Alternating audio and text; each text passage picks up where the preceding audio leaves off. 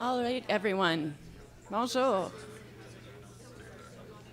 So I'm just going to do a quick introduction. I'm Melanie Windsor. I'm the Executive Director of Programs and Integrated Planning at the Canadian Space Agency. Yes, that was my boss. And I'm also on the board of the Planning and Performance Exchange, and I'm the champion for this session. So I am not going to do too much of an introduction. I know my name is on the booklet for actually being part of the panel, but it's actually going to be Louise Michel Verrier from the Social Sciences and Humanitarian Research Council. This is based on work that's being done in the community of practice for science-based organizations. We've been running for about 4 years now, trying to learn from each other from that science perspective on how to improve performance measurement, methodologies, have comparability. And then it kind of got sideswiped by the policy on results, and well, everything became focused on that. So we are continuing to do that. So this panel is the fruit of the work that's been done over the last year, and it promises to be an excellent affair. So I will turn it over to Nadine Sear, who is the moderator for the session. Enjoy.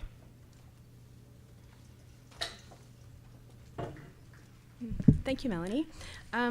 So when we were thinking about how to come up with learning events and activities for the community to practice, Melanie and I brainstormed some ideas. And one of the common themes that we seemed to feel we were hearing from colleagues across departments was a data challenge, data collection, data use, data storage. How does data tell the story? And how are departments encountering or overcoming some of the challenges with doing that? And so we looked at how departments want to use evidence to support performance measurement reporting, as well as evaluations and general management and executive decision making. And we started the conversation in the spring with a learning event that we had in April, where we had 3 departments come and talk about their, actually it was 4 departments, excuse me, come and talk to the community about what they were doing and some of the projects they had undertaken so far in managing data. And this is very science organization based, but it applies across all departments, I believe. So we heard from Agriculture and Agri-Food Canada in April, as well as the Public Health Agency and SHRC and NSERC. And it was a really interesting conversation, got a lot of thinking going. We wanted to build on that momentum for today. And so we have put together a great panel that will talk about the projects they've been taking on in their departments and some of the results they've seen so far and where they want to go in the future. It's a bit of a blend of intra-departmental, so within one department, to a larger horizontal activity that we have with TBS. So I'm really excited this panel. It's been fun to pull together. It's a bit of a challenge with, as we've said before, the board members are volunteers, so this is a bit of an extra challenge on top of a day job, but I'm really pleased that we were able to get the 3 panel members here today. So let me introduce them. They're each going to, first of all, I'll tell you the flow for today. They're each going to present about 10 to 15 minutes on their activities, and then we're going to open it up for questions if there's anything specific to what they've been doing, and also conversation. We want this to be a sharing across you guys, across the community, and to learn how other departments have encountered similar issues, or how you've overcome things, where you're going with your data management strategies, or any activities you have with developing new methodologies where you may not have data collection processes in place, and how you might be addressing those, or perhaps seeking out feedback from your community about how they may have ideas to help you. So let me introduce the 3 panelists, and then we'll just go 1, 2, 3 in the presentations, and then we'll open it up for questions and conversation. Sorry, I have to, there we go. So our first presenter today is John Walsh. He is the first Chief Data Officer at Environment and Climate Change Canada. He was appointed that position in March 2018. He is apparently, according to the bio I received from his team, very passionate about data storytelling and leveraging data to solve business problems and improve decisions and services. In the first year of his role as a CDO at ECCC, he stood up the office and developed and executed a department-wide 3-year data and analytics strategy, which is one of the first of the kind in the Government of Canada. And he is, previously he was a Director General of Economic Analysis and Data at Natural Resources Canada, where he led economic analysis and modeling efforts. He's going to be talking about some of the work that they've done in ECCC for establishing a data strategy and implementing that. Second up, we have Louise Michelle Verrier, who is the Deputy Director of Corporate Planning and Reporting and the Head of Performance Measurement at the Social Sciences and Humanities Research Council. Prior to joining that role, she was a manager for policy performance and planning for major tri-council funding programs. And our third presenter today is Gregory Bridget. So Greg Bridget is the acting director of the Central Performance and Impact Assessment Unit at the Treasury Board Secretariat. This is the new group that is leading horizontal analysis of linked programs and statistical data to strengthen insight into business innovation programs and their performance.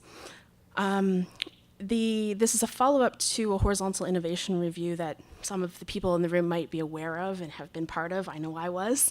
And so they're looking at how to move that forward into more of an ongoing activity and look at development of tools and things that can support the cross consideration, the horizontal considerations of performance measurement in this stream. Prior to joining this TBS group, Greg was actually at my organization, the National Research Council, in our Industrial Research Assistance Program as an advisor. And previous to that, he's been an investor and entrepreneur, and he has founded a high-growth technology startup. So it's an interesting past that he's come from. And he'll be interesting to see where TBS wants to take their innovation review and horizontal data considerations. So please welcome me in, or please join me in welcoming the panel.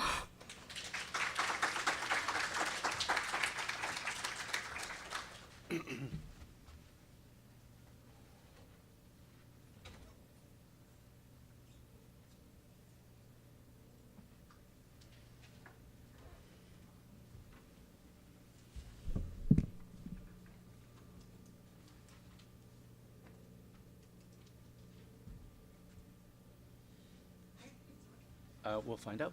Good morning, everyone. I'm John Walsh. Happy to be here. Maybe I'll take I have about 8 or 10 slides. Maybe just to set it up a little bit from my vantage point. I'm the chief, pardon me? I want to go back, but okay. There we go. So I'm the Chief Data Officer and Chief Results and Delivery Officer at Environment and Climate Change Canada. So 2 roles, 1 paycheck. Thank you very much for that. But I'm happy to have the paycheck. Just to situate that in the context of your space, maybe. As the Chief Data Officer for Environment and Climate Change Canada, I lead the data analytics strategy. I'm going to talk about some of the things we've done there, specifically with regard to one project that kind of demonstrates the importance of data quality, finding the right indicators to measure progress, to measure impact. So I'm going to talk a little bit about that. But in the broader kind of overview of the results, as just a reference to the policy on results, which I think, in the performance space, we've been kind of challenged to make some adjustments in terms of the way in which we did things within departments. As the Chief Results and Delivery Officer at Environment Climate Change Canada, my main preoccupation is on the Minister's mandate letter commitments, tracking those, helping with indicators in terms of identifying how we track that progress with respect to the Minister's mandate letter commitments. So it's more in that kind of what I would call the policy space, whereas the policy on results and delivery is being led mostly by our corporate planning people who are in another branch. And I think every department seems to have done this differently, but we've separated those tasks. Some departments join them up, like my old department, NRCan. Others separate them, and we've separated those at Environment at ECCC. I wouldn't say that was the most effective decision, but that's the one that was made. So I'm coming at this conversation from a data point of view, a data-centric point of view, but I'm driven as well by the emphasis on results and demonstrating results through a data-centric approach. So that's kind of my vantage point. Just a general kind of scene setting. This government has put a lot of emphasis on data and digital work. Particularly, its early manifestation was around delivery results. We came in with a huge focus on evidence-informed decision making, reporting of performance, identifying the right indicators, all of that. That was a huge push with this current mandate. And I think for many who are in that space, it was a kind of a course adjustment to some degree. We hadn't previously ever seen that kind of focus on performance measurement or indicators before. It elevated the whole conversation. We now had ADMs who are chief results officers. We had a deputy minister committee. We have a PCO leader on results. So it really kind of elevated the conversation. It also pushed all departments to think about their data-centric approach, to think about their indicators, to think more at least deeper in terms of the indicators that they want to develop, the PIPs, and all of that kind of effort really kind of, I think, forced most departments to shift their previous way of doing things and put a greater emphasis on more people and more thought leadership around this space around how do you track progress. And some of that work is manifested in the clerk's got to put out a data strategy roadmap. All departments are supposed to have data strategies by September 2019. The initial driver here was really evidence-informed decision making, and that includes performance management or performance measurement, and how we can do better there. That was a real driving force of some of this work. Mentioned that, and then of course there's the digital work, and the digital policy work is not necessarily related to results and delivery, but it is, I think, contextually important. Lots of work happening there as well. So I'm assuming that most of you would be aware that your departments are moving out on a data and a digital agenda of some sort. I'm certainly hoping so. A little bit about ECC context. We're a science-based department. We have 6,415 FTEs. The vast majority, more people work outside the NCR than work in the NCR. And we are, of course, we play a huge role on the policy agenda related to climate change, species at risk, ecosystem, and we have many scientists who do that kind of work to inform policy. So that's our kind of starting point, is that we're a science-based department. So we already are kind of in the world of understanding evidence-informed decision making. We have tons and tons of data. As I like to say as the Chief Data Officer, data is not our problem. It's what we do with the data that we have. So we collect tons and tons of data all the time, but it's the processes, systems, the quality around that data that needs to mature for us to do a better job in a whole range of functions, be it HR or finance or procurement, but for sure in performance measurement. One of the things, and this is, I'm going to focus a little bit on an enforcement project. We are responsible for 70 regulations in Environment Canada to protect the environment. And we have people out in the field who are making sure that, that there's a high level of compliance with those regulations, and that's the project I'm going to talk about a little bit. So here's our data and analytics strategy that was approved by our Senior Executive Committee back in March. This is kind of the roadmap of how we're going to make data-centric decisions within the department. We have a 3-year kind of roadmap. It starts off, I don't have the placemat, but the placemat has a crawl, walk, and run element to it.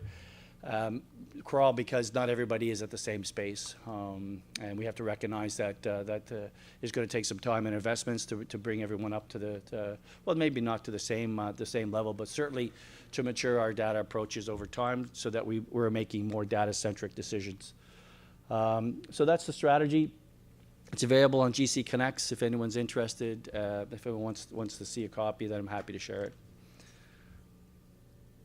But one of the main drivers of as I was saying earlier, is really around doing a better job of tracking performance and reporting out on that performance through transparency. I'm just throwing this out there. Just if you don't think data is an opportunity and also a challenge, then there's. I like this little. What happens in 1 minute in the world on data. It's an enormous amount of data that's being created every minute. We create lots of data as government as government departments. We absorb lots of data, and the data available to us to actually digest and use and interpret, it just continues to increase through sensors, through a whole range of different measures, even through the digital dimension. So we need to be able to absorb that data so that we're making more data-centric informed decisions. It's there. We just have to mature our data processes to make sure we're capturing it in the way that's the most effective way, so that could feed into conversations around, be that programs, be those policy, HR, finance, procurement, et cetera. Just for need for data analytics, as I mentioned, departments create and collect massive amounts of data. I already kind of touched on that. Just kind of at the bottom there, the last bullet. In my group, we've done about 20 data initiatives since last year, since I arrived. And I'm going to talk to you about one, which is the enforcement one, that does highlight the importance of having good quality data, the importance of identifying the right indicator to track performance, and the way to tell that story in a narrative way through dashboarding. And I'm not sure how many people are doing dashboarding in their departments now, but Power BI or Tableau, very, very powerful tools. And I think to go from Excel spreadsheets, which I know you're probably all well acquainted with, to something different, the next evolution is Power BI or Tableau or dashboarding. So that's, with my team, we've been using Power BI. So the enforcement activities. So the enforcement, we have about 250 enforcement officers who are responsible for ensuring compliance of our regulations. There are tens of thousands of organizations, companies, et cetera, that are regulated. It's hard to track and understand the extent to which they're complying with the regulations. So there was a real opportunity to do better in this space. The way that the information had been collected previously was through officer notes on the ground, through an annual report on a National Pollution Release Inventory, where officers would go through the annual report and circle information, and then use that conversation with perhaps regional people to identify what their enforcement activities would be for the following year. So you could have, for example, effluent spilling into outside of a tailings pond into a lake. It could be happening for many, many, many months before anything would get done about it, because it would only get reported on an annual basis. So that's not the most effective enforcement approach. So we came in to try to help them build a data-centric, risk-based model to allocating their resources to improve their enforcement activities, performance, and pardon me, and as well as to improve compliance. So we used Power BI as the dashboarding, and what we did, we took their indicators, we asked them, okay, so how are you tracking progress? And we began to have a iterative process, also known perhaps as agile, about what it is you wanted to track, what indicators were meaningful, which indicators were not meaningful. And we began to pull those in, and using Power BI, we were able to show them the narrative. And then showing them the narrative, it highlighted a few things. One, that their indicators were probably not the right indicators in some cases, that in terms of identifying meaningful progress or measurement, that there were probably their indicators in some cases were not the right ones. It also told them the connection between activities within their organization on the enforcement level that they didn't really understand were happening. It also told them the missed opportunities in terms of increasing enforcement activities in certain regions of the country. So we were, through through connecting data and through using Power BI, we were able to tell them a narrative that they were previously unaware of. It also, as I said, it allowed them to understand and put more effort and emphasis on identifying the right types of indicators to track their performance.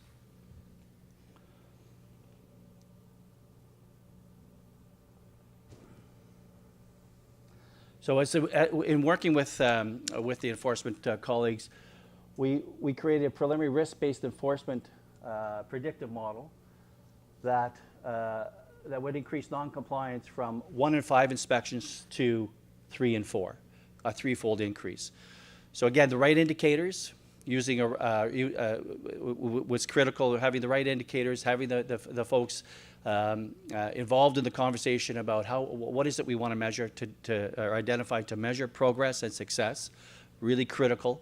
And then tracking those and then getting the data quality is really important, doing some data wrangling and presenting the results in a narrative way through dashboarding really help bring focus the conversation on what's the performance of the function, how do we make adjustments to the performance, and where do we need to allocate our resources more effectively. So here's some key lessons learned. And you folks would probably understand this, that the indicators matter. Sometimes the data exists, but it is not tracked. So I think everyone experiences that if you're trying to do some performance measurement. There's always data issues, data availability issues, data quality issues, but they matter to tell that story.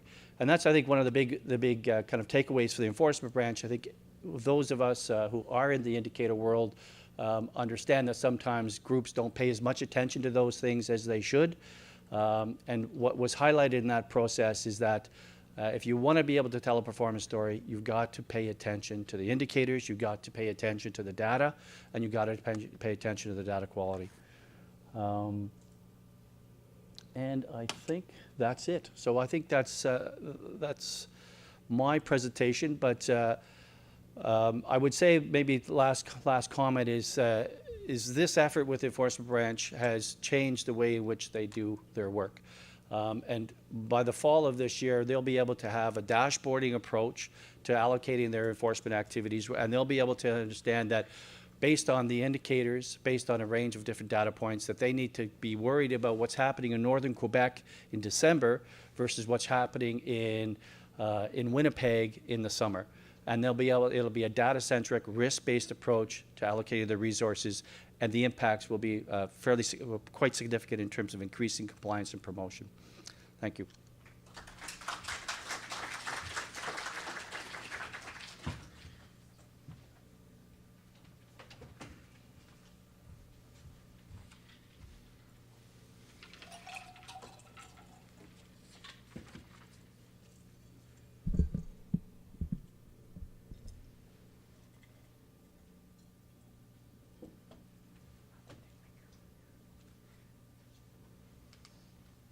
Bonjour.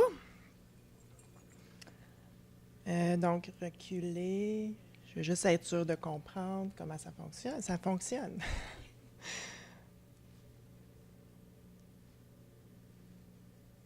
Non. Ça fonctionne.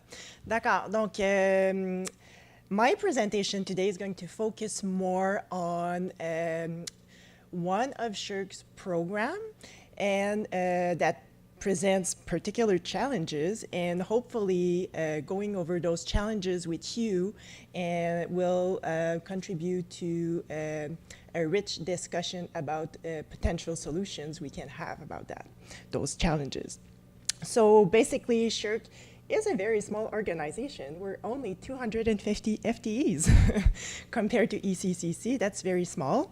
And our main activity is to fund social sciences and humanities research and training.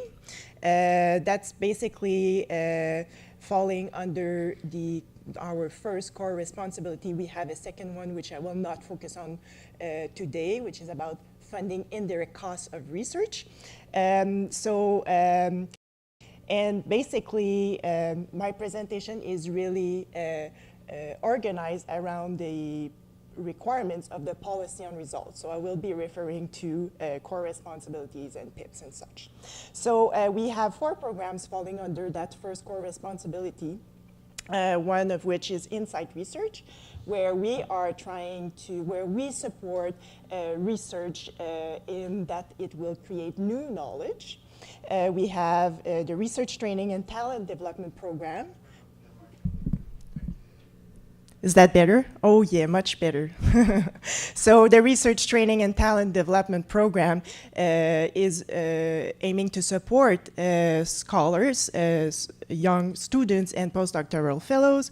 The Research Partnership Program is about enabling collaboration between researchers and the end user of that research, and making sure the product of the research is there's an uptake very quickly into either the not-for-profit sector, private sector, or public sector. And then there's a fourth new program called the New Frontiers in Research Fund, was created very recently last year, stemming from a Budget 2018 announcement, which this program is focusing especially on multidisciplinary, international, high-risk, high-reward research. So for my presentation today, I will focus mainly on the Research Training and Talent Development Program.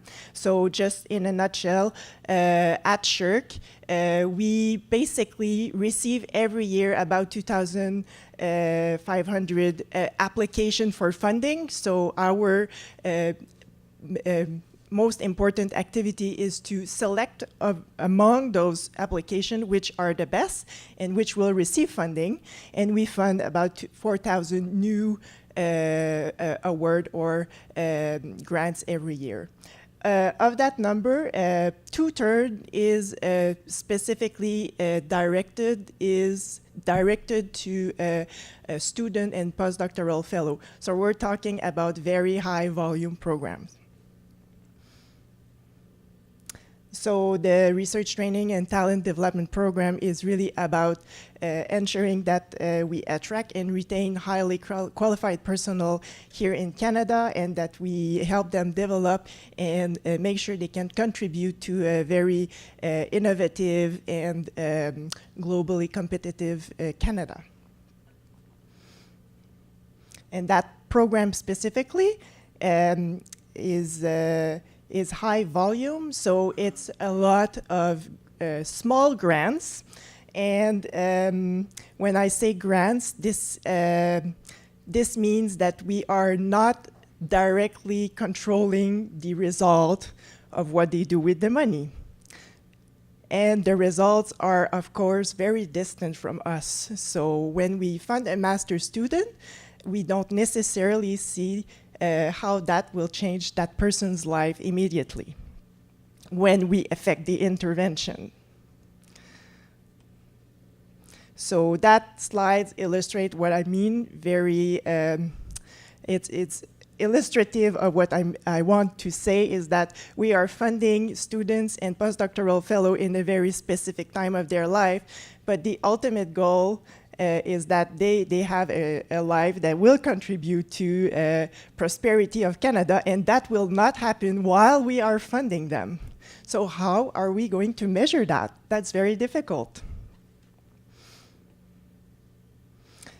So we have organized our departmental result framework around departmental result, which is Canada has a pool of highly skilled people in the social sciences and humanities.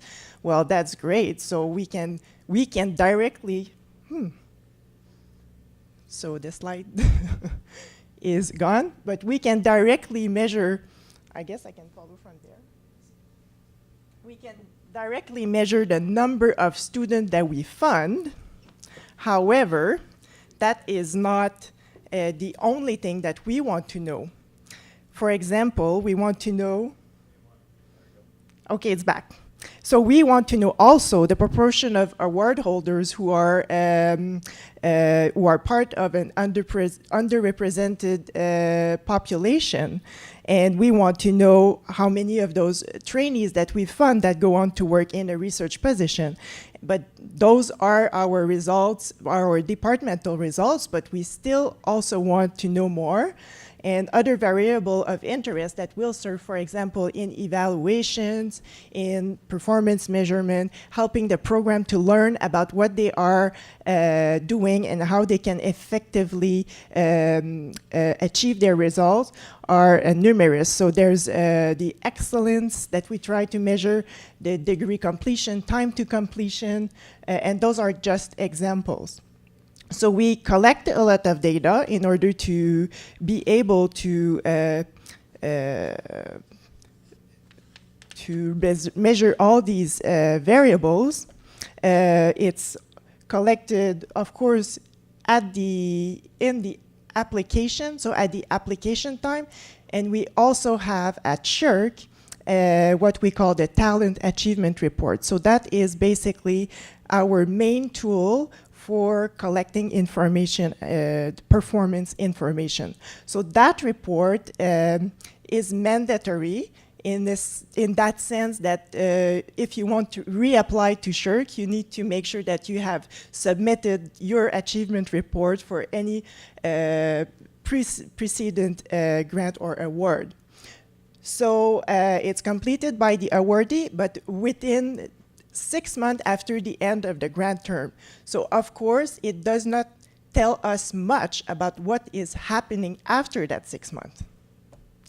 And we host those, we have that talent achievement report, but we have similar achievement reports for all our funding, and we host those surveys on external platform.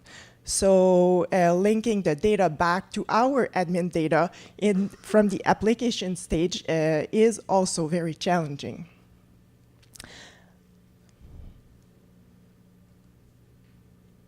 So from that context, what are the main challenges that we face?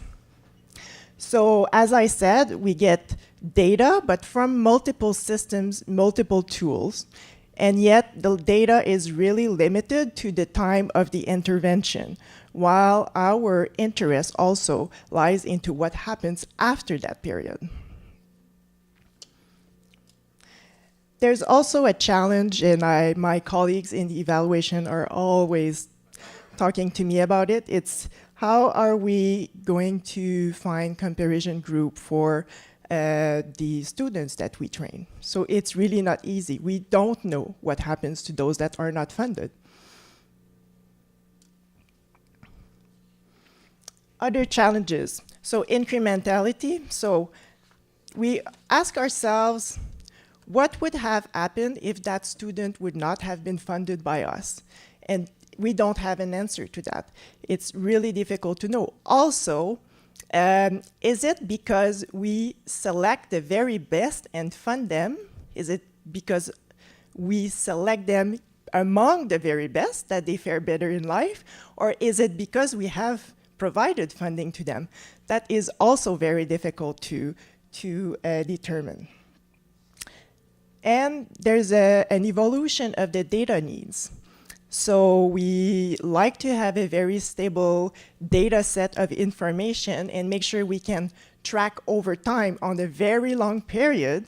However, data needs are shifting, and we see that very recently. As an example, we need to adjust the questions we ask around self-identification of equity factors, because we know that there are emerging underrepresented groups.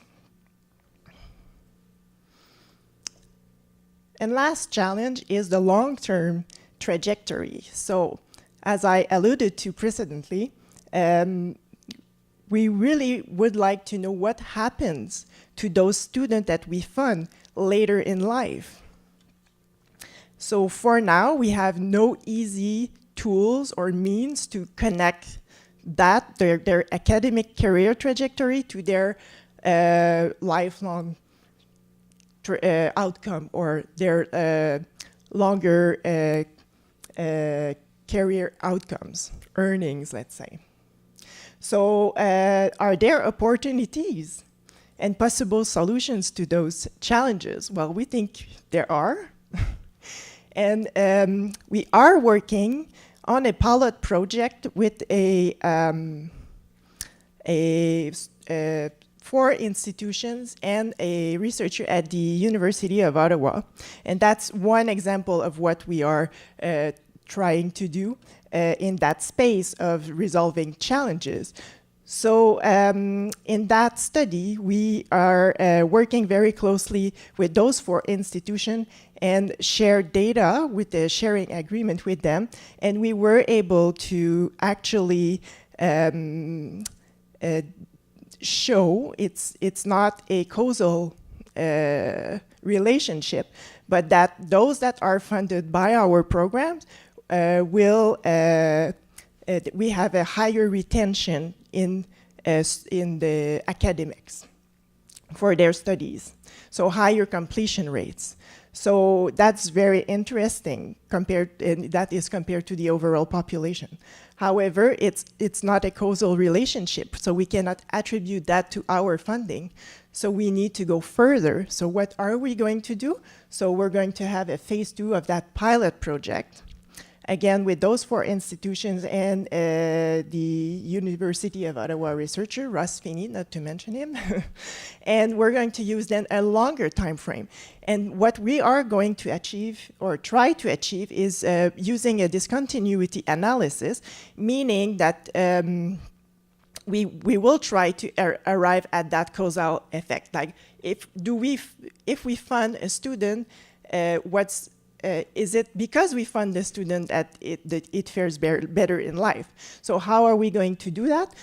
The strategy is that we are going to use data about funded students and not funded students that are very close in the ranking. So it's similar to studying twins. So they are very similar starting points, and then you apply the intervention. They are funded or not funded, and see if there's really a difference between the outcomes.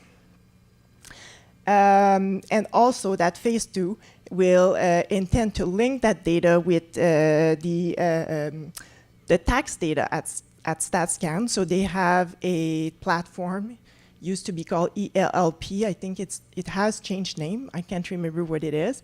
But basically, we will have then the linkage with the whole career trajectory and earning of the person. So that was one example of solution that we are looking into, and I need to mention that we do that with our sister agencies, so the Institute of CIHR, Canadian Institute of Health Research, as well as the, I have the franglais in my head, the Natural Sciences and Engineering Research Council.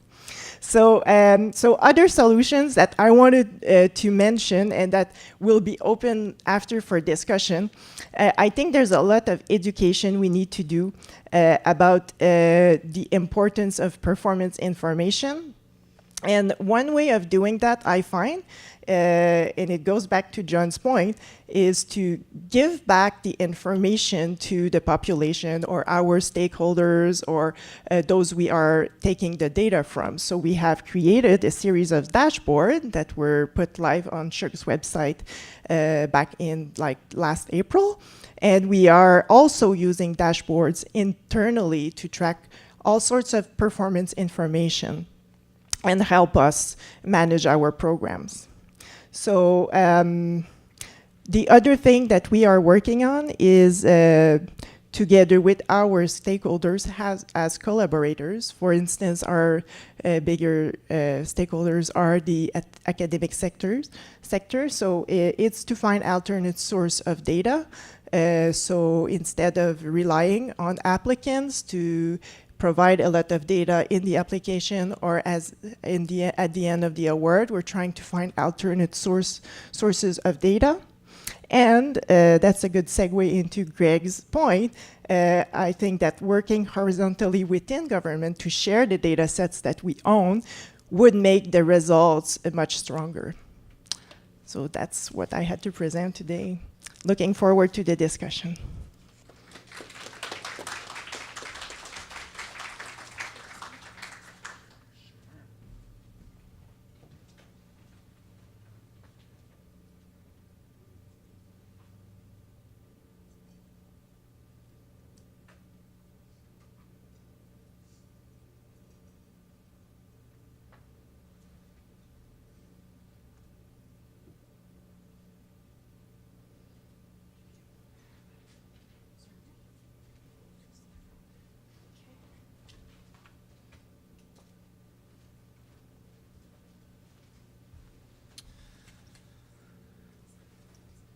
Good morning. Do a little adjustment here. Peek around the corner. Great. So I'm here today to talk about our new and innovative role of the Central Performance and Impact Assessment Unit. So just for context, we're situated within the Results Division of TBS, which has a broader mandate to oversee the policy on results and to provide leadership on performance measurement and evaluation. So we were established following the horizontal review of business innovation and clean technology programs. And our mandate involves two challenging but fundamental activities. First, we have to mobilize data that has been, in many cases, trapped in silos across over 20 different departments in our case. And we have to develop and promote the use of new and innovative tools and methods to support new and better information for performance measurement and evaluation of these business innovation programs. So, how did we get here?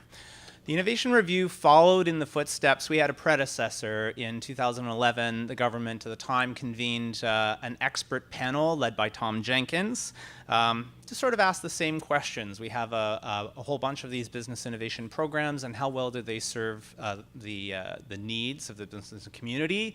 Seems to be some complication in terms of lots of programs and perhaps some overlap, and which ones work better for which purpose.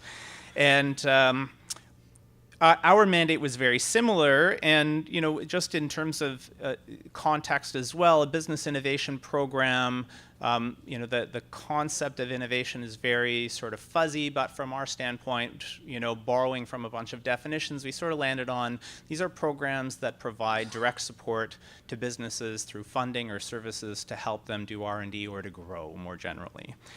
And so like this expert panel, the Innovation Review, which I was a part of, came to some similar conclusions. And one we found, the first place we looked were the program evaluations, and we found that they were of limited use for comparative analysis when we wanted to understand a collection of programs that would work together to provide some coordinated support or were at least part of a system of support. The evaluations didn't speak strongly to their role in respect of other programs. And in particular, there were a lot of differences in the way that the programs measured their results, the indicators they developed, and their targets. And this didn't adequately represent sort of the commonality that these programs sort of shared in that system, and created a real apples and oranges problem for us when we were looking to put programs on the same standing, at least in respect of different types of objectives or policy thrusts. So the Innovation Review had two data-driven tracks, and I'm going to talk about one of them, which was the use of administrative data, statistically linked administrative data. The review demonstrated the art of the possible by pulling together program administrative data from lots of departments and sending it over to StatsCan to be linked up and produce sort of common tabulations on all that data. Individual departments had certainly, we see leadership in the past. In fact, I think we learned that NRC a decade ago had embarked on this strategy, and certainly some departments do it in the business innovation context. From time to time, very few bake it into their, at least from our perspective, their performance measurement or evaluation functions, but certainly we hadn't seen this horizontal data set available to inform these types of questions. So we did that. We pulled that data set together, we produced some interesting tabulations, we put them on open data, and they informed a lot of the work that we did on the review. And so Budget 2018 gave rise to our mandate, which is an ongoing investment in these methods. So this is a role now that is distinct from existing evaluation functions, but complementary to it, and particularly one that has a horizontal view. And it's an investment in the greater use of data to strengthen evidence to inform program design and decision making. So what are we talking about here in terms of administrative data? I mean, fundamentally, to unlock statistical analysis, we need two pieces of information. We need the information which is about the program recipient. And so for business innovation programs where the recipient or the ultimate beneficiary is typically an incorporated enterprise, This makes up the vast majority of the recipients of these types of programs. And they have a federal business number that's used at the very least for federal tax purposes.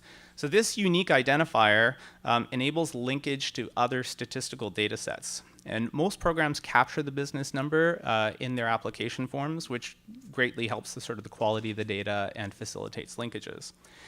Our linkage rate on that data was very high. It was, I think, over 96%. And where the business number isn't available, StatsCan has some fancy tricks for doing probabilistic matching, but the business number is, of course, the best, and it's a relatively easy thing to work with. So the second component, of course, we need is, well, what did the program do with that business? And this might be, when and what kind of support and how much. This type of information is straightforward for programs of grants and contributions. There's some kind of agreement in place, an amount of money that flows. But there are programs that provide advisory services or cost recovery services. So we had to come up with some approaches for capturing the value of that support as well in order to consider not just the sort of trivial question of if a program worked with a business, what happened, but how much, and how much is that support relative to the business. So this sort of informs now our mandate. We are looking to develop common approaches for the specification of this type of data that reflects the complexity and diversity of the programs, and move from the art of the possible, which was kind of it was great on the review. We had lots of space to prove that we could do things once, but we didn't have to worry about doing it repeatably. So now what we need to do is to build a system and processes that allow us to maintain a longitudinal data set over time. We'll also advance methods and techniques used to analyze this data, which include, for example, indicators that are reflective of program designs and approaches to better measure or estimate program impact, and methods to reflect the activities of recipients of multiple programs, which is that horizontal aspect. So this data and analysis that we're going to produce will give us new horizontal insights into the complementary or comparable performance of programs. Let's make sure I'm on the right slide here now. Yeah. All right, so this is information that we are hopeful will support, complement the performance measurement function to inform program design and delivery. Certainly, in the stories come up around evidence-based policy development, new lines of inquiry for evaluators, and we can't forget that we're at TBS, and the concept of performance-informed budgeting underlies a lot of this, where the TBS and finance are looking for strong evidence to support requests for resources. So there's that dimension to it as well. Our goal is to create a platform to enable the movement of data and the analysis of data and the dissemination of data, as well as the approaches to sort of float all the boats. So this is a collaborative platform, and we want to make sure that all the information that we pull together is available to all departments to benefit from sort of the derived results, but also to take ownership of them and understand the methods that were used so that they can be advanced to on the interests and needs of departments. And finally, what's interesting, that this capability is at TBS, we serve a sort of arm's length role, which gets at this question of, the quality of evidence. So we have a sort of neutral position on the methods and the specifications of data. We're going to be looking to defining, how much of this data is defined within policy, and what types of questions are programs looking to ask, and to make that kind of data available as a platform for collaboration. On to the next one here. So of course, Statistics Canada is an important partner in our work.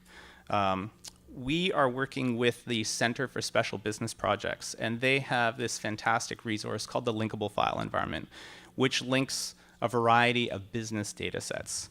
So CSBP was engaged by the Innovation Review to support this collection and linking and analysis of our program administrative data. And like I said, the data that we produced on the review is available through open data.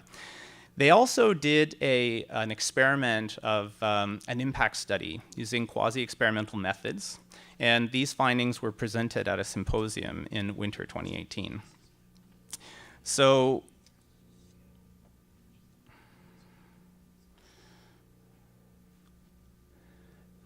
let me just make sure I'm on the right slide here. This thing's getting ahead of me.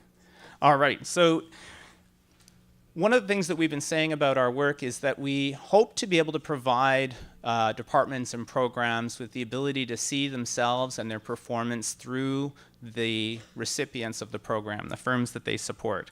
So descriptive analysis, the descriptive statistics that we produced from the administrative data were really interesting because they talked about the activities of the programs and of groups of programs, and the attributes of firms that use the programs. So this might be, the size at the time they were supported, or their growth rate, the extent to which they used other programs, their exporter status, and that horizontal sort of view was particularly enlightening when we talk about the reach of programs and the types of firms that they select and when. And then finally, of course, there's the role of groups of programs. And then, of course, there are the econometric methods, and these are sort of the quasi-experimental methods that can strengthen the estimation of short and long-term impacts. So with the right kind of data, and not all the data lends itself to this, but the right kind of data, we can look within the data to generate counterfactual groups that can be used for comparison with those who receive program support. So this was demonstrated by the work that was done on the innovation review with some of the larger programs with deeper data sets. Part of the work that we're going to be doing is sort of sharpening those methods and looking the extent to which they can be applied to other programs or cross sections of users. So you could think about users of a particular type of transfer payment instrument, or firms that are maybe of a particular size or attribute, like high growth firm or women-owned businesses. We can start to pull at those cross sections and look at the performance of the programs across those groups. So we're just getting started, and you can expect to hear more from us as we continue our work around developing data and insights. We're certainly keen to be keeping our key stakeholders aware of our progress and our direction. And so certainly this, as we've mentioned, includes performance measurement community and evaluators, those who have the sort of vested interest and ownership of the programs. And academics will play a key role in the work that we're doing as well, because they are sort of at the leading edge in the development and application of the more advanced quasi-experimental methods that we'll be working with. The government policy frameworks, really, we've seen it's quite complex, and this is really represented in our data holdings. The data and reporting frameworks were not all created with statistical analysis in mind, and so a lot of our current work is focused on pulling together the standards and policies and definitions that can make it easy to assemble this data for horizontal and longitudinal analysis. We're also working to identify and develop indicators that complement those used by programs and methods that can be used to measure them. So we'll be successful when we can convene and collaborate on common definitions and data that are broadly applicable and understood. Finally, this thing's got a hair trigger. All right. So as you can tell from my bio, I'm new to the public service, and so there's a concept here that that I had to get across. It's new to me, but it's probably familiar to you, and this is this kind of silo busting. And so when we talk about the data, the policy frameworks that define the data living in one place, and the data holdings within departments or across departments, are in other places. And then we have our partners at Statistics Canada, and of course now the role of TBS is going to be working. We certainly want to break down any of the impediments that allow us to be sort of fluent and able to convene around data.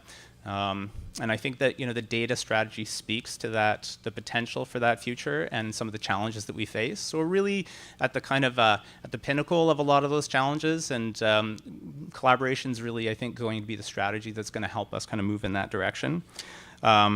We're following the footsteps of thought leaders, not just the folks who worked on the innovation review, but those departments who had experimented with this data before, and others such as SSHRC and ESDC, who have relationships with Statistics Canada, who are sort of blazing the trail, or at least, or in some cases paving it behind them for how we could be doing this in a sustainable way. And finally, I have to make a shameless plug that this is some pretty innovative and challenging work, and so we're always looking for talent. So opportunities for employment in our unit. I don't know if that's loud, but I just did it. All right. Thank you very much.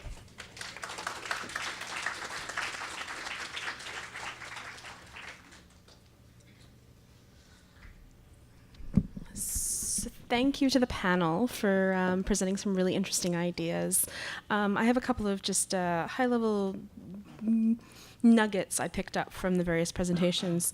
And I've said the very similar thing to what John said, is that there isn't a lack of data, there's a lack of knowing how to use that data to tell the story or to point to an improvement needed or a success.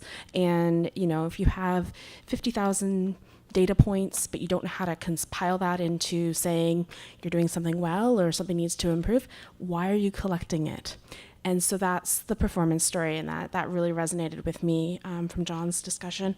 And also the comment he made about the performance story, you need to pay attention to the data, the indicators, and the quality to make sure that it actually can tell a story. From Louise Michel, I thought that her last very ending points about sharing data sets, leading us into more of the big data that we can leverage to make sure that we can consider how individual programs, but then programs across the spectrum might actually be impacting in the way that we want to. And that speaks into what Greg was speaking about, and what I found in the summary of what he was talking about. I love the idea of the silo busting through collaborations. I want to coin that phrase. Collaborations are important to make sure that our, especially in common programs like funding programs across certain sectors, very important to make sure that people are not adversely limited in accessing those programs, but also to make sure that they're working in synergy so that people are benefiting optimally for the money that's available through the federal system. And I think that if we don't have an understanding across the programs, we're going to end up in an upside-down situation or a very pointy situation where only 3 companies get funding. So I think that's all very important for telling the big performance story. And talking about data challenges now, I want to open it to the floor. Anyone have any specific questions for our panelists, or have their own situation they want to share or seek feedback from their colleagues in the room? Please head to the microphone if you have anything you want to share, say. Is this on? Yeah. I'm Ryan Costin from Health Canada. Is it Louise? Yes, so I had a question for Louise about your administrative data pilot project. I was just wondering if you had experienced any challenges in reaching out and getting the support from universities in particular, if there was any challenges in kind of the division of powers issue there with working with provincial governmental institutions. And if maybe you could speak to that. So, can you hear me? Is it on? Is this on? No. Maybe. Oh, it is now. Okay. So yes, challenge to work across sectors is the question. So basically, one very important point for convincing the universities to be on the pilot with us is actually promising them that the findings from the analysis will be returned back to them. Of course, there are privacy issues that we need to take into account, but there will be an analysis for each of the 4 institutions that we work with, prepared by the researcher team that we have as a consultant on that. So it's the point I made earlier where they will benefit from participating in that project. And I wanted to add on Greg's point about talent. So of course, we do not have all the expertise in-house to do that pilot project, and that's why we allied, we collaborate with experts at the University of Ottawa to help us with that. But I agree, we do not have all the expertise yet in the Government of Canada to undertake these types of projects. I hope it answered, yes? I wonder if I could jump on that narrative for a second and talk about the challenges around collaborating on pulling together from data together from multiple stakeholders. So, I mean, certainly, I would say it's easy for us within the federal context at TBS to call a department and ask for data. I think we're in a healthy business of doing that. You know, some would say maybe too much. But on the other hand, what we have seen, and we saw it on the review, you know, it was a great time for experimentation. We naively asked the question because the question came up: how do you tease out the role of a federal program versus the role of a provincial program for providing these, you know, capital on concessional terms to a business? And certainly, if we want to get at attribution, we need to understand, you know, where are these firms getting, we'll call it, you know, free money. And so we called a couple of provinces and we said, do you want to throw your data into the pot? And surprisingly, it was very easy. And the opportunity being that everybody saw the value of a greater, the greater analytical value of larger data holdings with a diversity of data. And so so that, I think, is the captivating opportunity when we say that it's not just for us, but it's for everybody. We're creating a data asset that can be shared. And I think the universities probably see an opportunity for, you know, looking at their own analysis, and I think the researcher that you're working with has a healthy business of selling his research services on that data to the universities. So, so the collaboration thing, I think, you know, with TBS, when we talk about collaborating, it can sometimes sound a little bit like you will collaborate with us. But I think that the nice thing about data, and when we talk about neutral data and the quest for evidence, it really is a flat playing ground for collaboration. Steve Montague, Fellow of the Canadian Evaluation Society. Greg, I'd love to speak to you later about how our society members might help you with deriving some more benefits from the past evaluations that have been done with mixed methods, but I'm not going to ask that question now.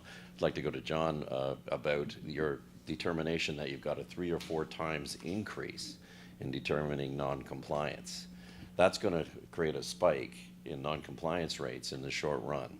And whether you have faced, as others have, and I think we even talked about it yesterday, you know, a risk that people will now start to question what's going on with compliance when things jump up, and whether you've faced that and whether you've dealt with it. Is this on? Hello? No? Yeah. Thank you for the question, Steve. No, we haven't thought about that, actually. So I think it's early days.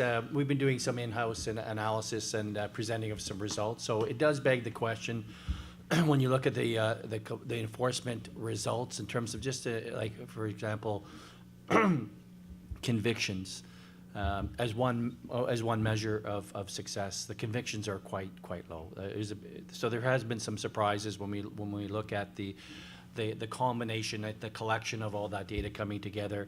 There have been some head scratchers about, well, how can we really justify the existence of these assets or these resources when the seemingly, the impact it seems to be lower than expected. So for sure, those questions are questions that have arisen in internal conversations now. We haven't presented results yet to say the senior managers and say, look, we have this compliance and promotion program or this enforcement program, and here's the narrative on their performance over time. So so that's something that is in the future. I think in part I'm not sure the enforcement officers were enabled to be effective in terms of the way in which we provided them with information. I mean, we really were collecting information for analysis. We weren't collecting information for analytics, and those are different.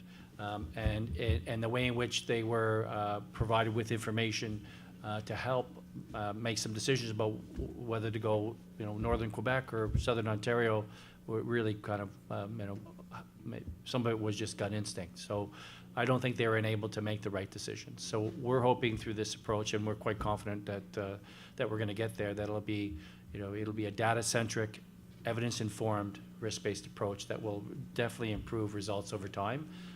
And I think it'll allow the enforcement branch to really think about how they want to use those assets. So it's a fair question. Yeah.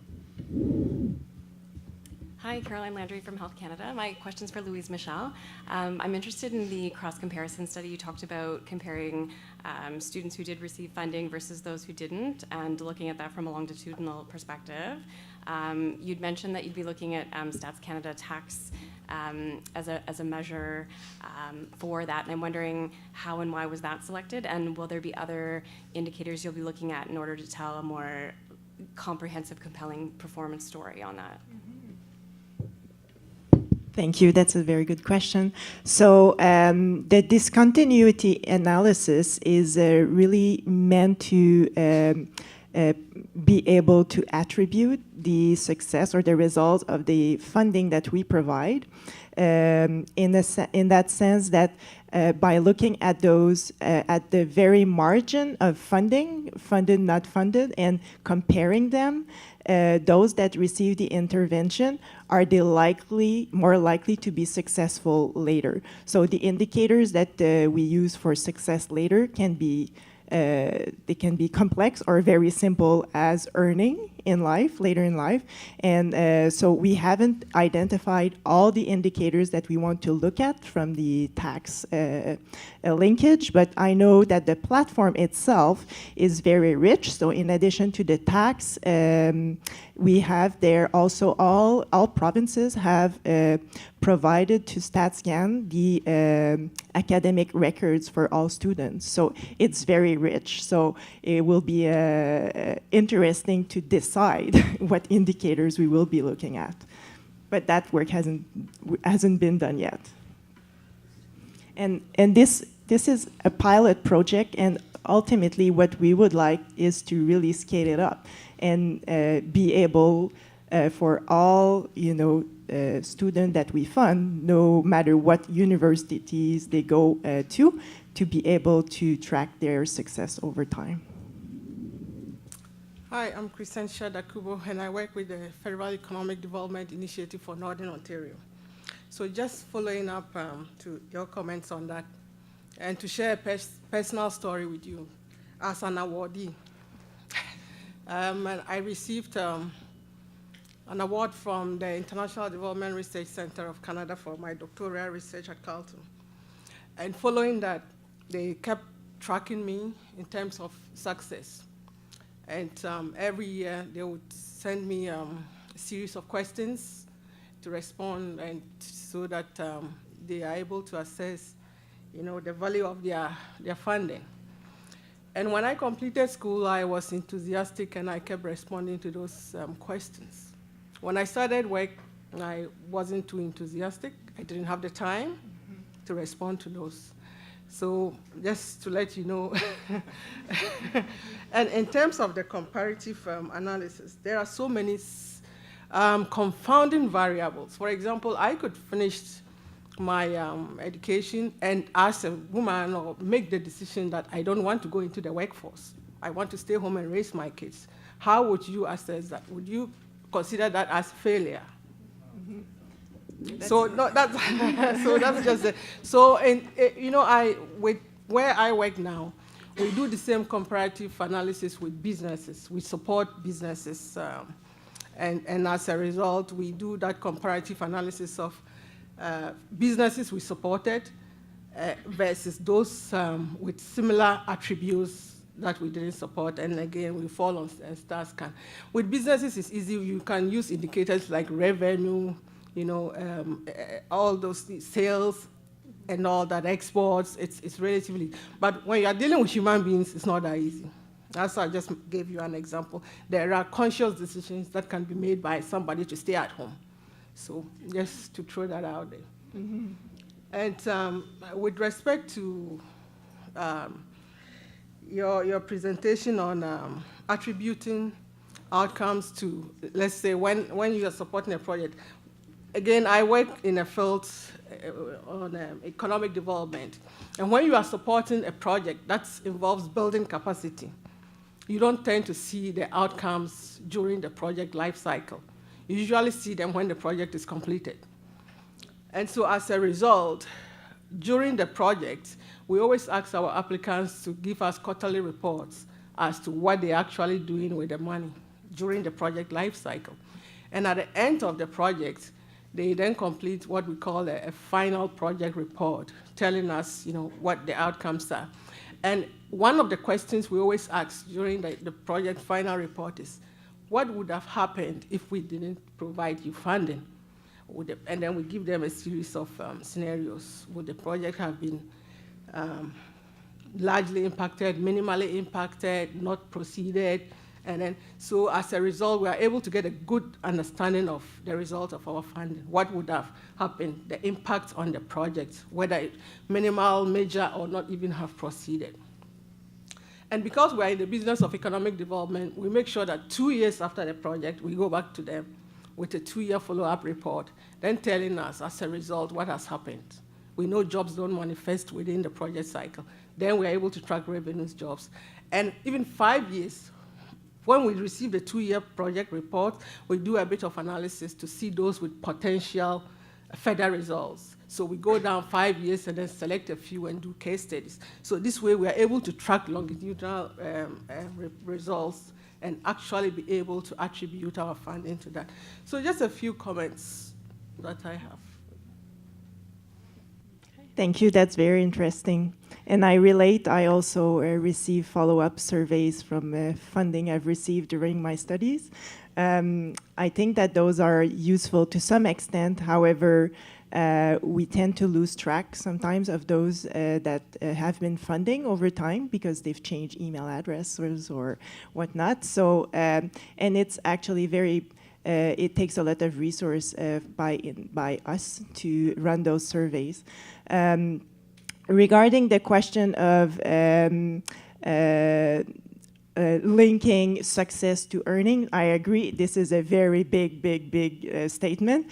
I think that it is not meant to be an indicator of each individual success.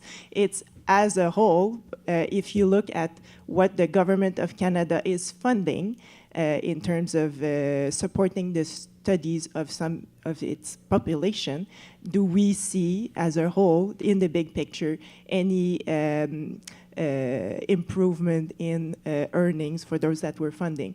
And I think that also, I don't know if there are any people from StatScan here, I think that the platform where the data is linked is actually including some data for social like welfare. So earning is one thing, but also not needing or requiring any social welfare or support in that sense could also be other indicators. So there's a lot of potential. We are not there yet, but there are ways, I think, in the future of linking a lot of data and be able to see if we are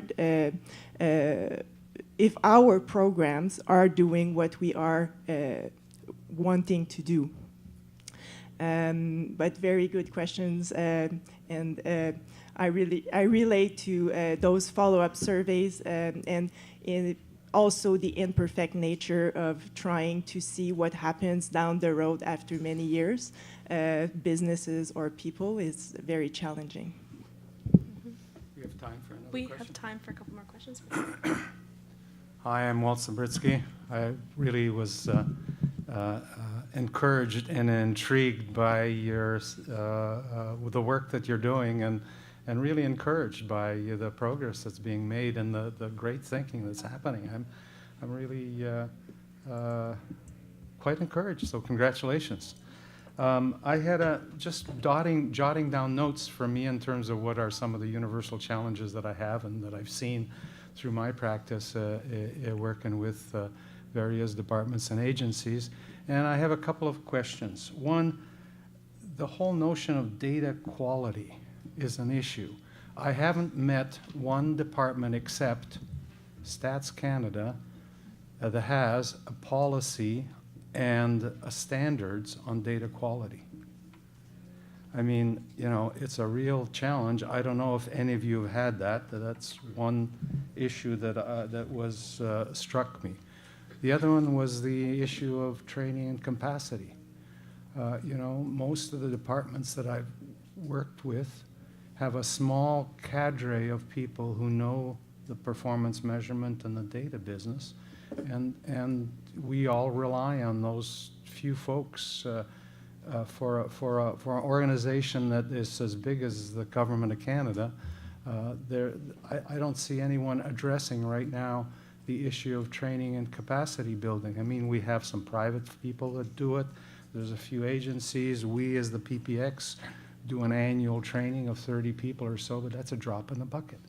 So I'm wondering how you're thinking about that. And the last thing I thought about was the qualitative data. There's a lot of talk about the quantitative data, but the storage and analysis of the qualitative data, which is probably as important as the quantitative data in terms of putting context around this kind of stuff, I didn't see come out very much.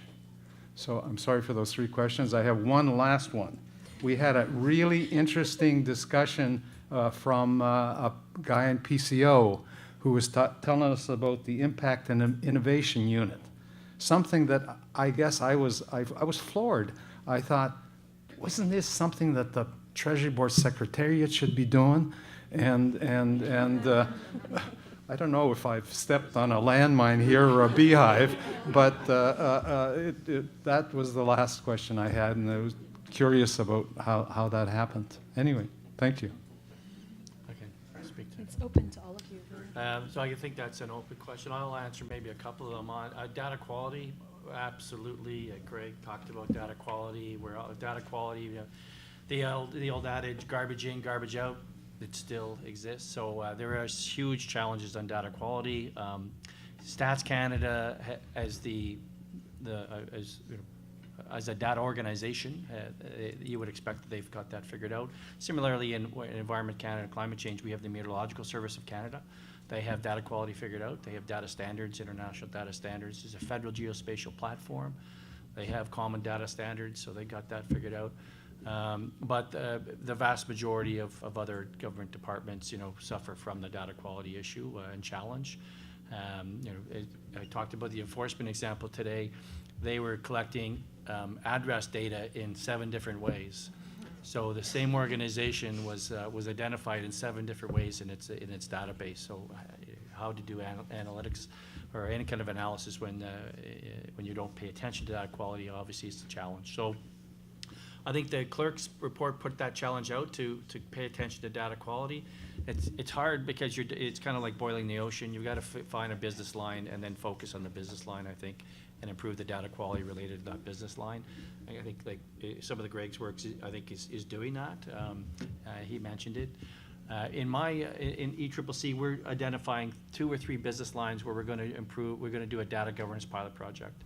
And we're going to start from the very beginning of how you collect data all the way until you do analytics, and then what happens to that data. And it's going to be about data quality. Data governance is about data quality in part.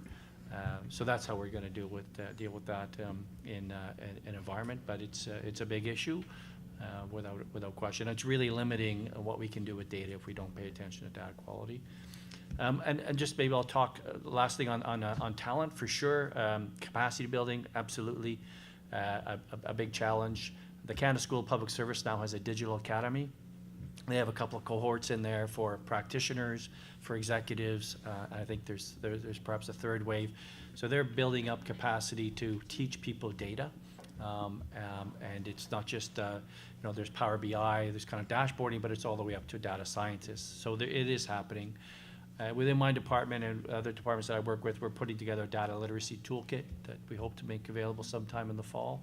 Again, to try to raise data awareness and understanding of how to use data, all the way, as I said, just understanding how to read statistics all the way up until to a data scientist. So it's definitely on the radar for all the federal departments who are doing data strategies. Is the challenge and opportunity to enable our people to use data more effectively.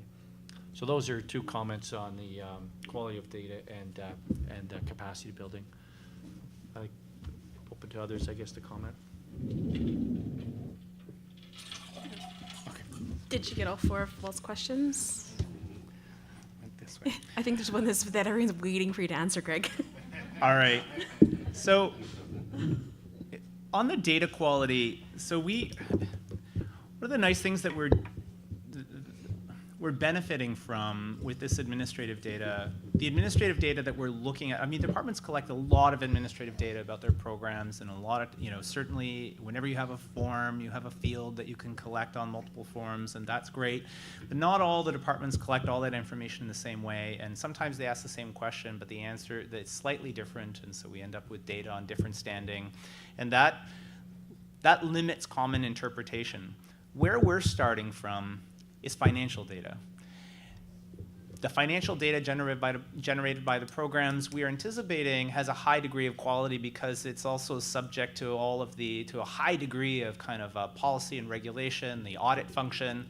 So that at least gives us some hope that we're getting some kind of ground truth. And then I would say the most important data set that we're linking it to is the tax data. I mean, we could raise questions about how honest the tax data is. But at least the idea is that data is also generated through a sort of a financial activity. And this was the observation that we had from the review, which was we went to the evaluations. We looked at the data, the data that informed the evaluations, as well as the comments about the limitations of availability of data. We looked at the differences in the approaches and the quality comments that were made. And then we stood back, and somebody mentioned that some of these departments, and I think FedNor mentioned it as well, that they have a relationship with stats for sending their administrative data over and getting some insights back. And we thought, well, here is low-hanging fruit. Here is an opportunity. It's data that's of high quality. We have a partner with a strong mandate and lots of capability to maintain high-quality data. And some, at least in the business context, some easy questions that you can ask. Are you funding businesses that are growing, and do they continue to grow afterwards? Sometimes, even before we get to the question of attribution, just the descriptive information is new insight. So there is quality data to be had out there, and I think the government saw an investment in making sure that we're using at least the information we have.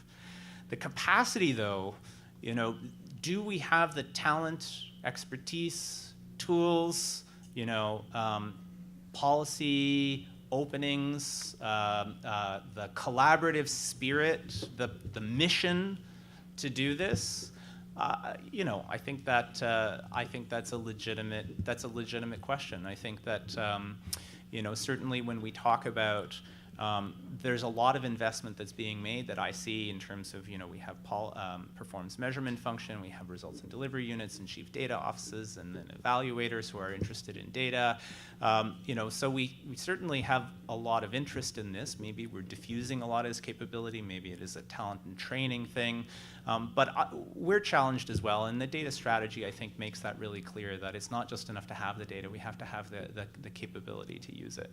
And I would say one of the things that I'm excited about at TBS, and I think one of the unique opportunities of having this mandate at TBS is not just this sort of central, neutral, horizontal perspective, but as we are trying to convene all this data and convene departments around the data, we can see the the strengths and limitations of the policy suite, and we have a clear opening for discussion with the influencers like PCO and OCIO, who are standard bearers for the change on that. So we hope to be really active participants on the inside of advocating for this. I'm putting a lot of responsibility on our shoulders, but I feel like we're right in the thick of it. And the following, so finally for IIU, I mean, we've been collaborators since our inception. So they released recently a white paper on design for impact and different impact evaluation methods, and we were reviewers of that. We participated on their. They had a talent program that we worked with them on, and I would say we are both standard bearers, but we have different tacks. At TBS, we are decoding the policy suite to be able to make the data available and to help facilitate its movement. I think PCO is really trying to use its privileged position to bend the policies to be able to do new things. And so we're really focused on repeatability and reducing administrative burden and getting high quality data and unlocking all of the ingredients that we already have and we're just not using. Whereas IIU, when we look at some of the work that they're doing, I think they're trying to talk about new and innovative ways of doing things. So pay for performance programming, which is not widespread right now. Certainly being invested in more cutting edge ways of getting at attribution. So, supporting or advocating and making available talent that can support these types of initiatives. So it's a really, I would say, we're singing from the same song sheet. We have slightly different focuses for our work, but I think we are both operating under a desire for greater capacity on the the design, the ex ante and ex post questions of results. I just want to remind you guys, there's also a qualitative data question on the table. That's I what don't know I if you're was speaking going to to that. say. Okay, good. That leaves me with the qualitative data answer, or questions rather. So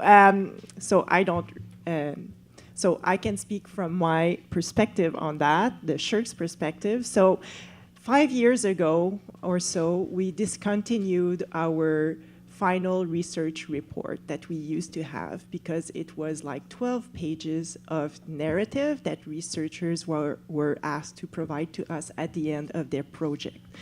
So yes, social scientists and humanitarians, they like to write, but it's a lot of information and it's too labor intensive for my 2 FTE performance team to go over and read those reports and whatever, code them, or it is not information that we can readily use.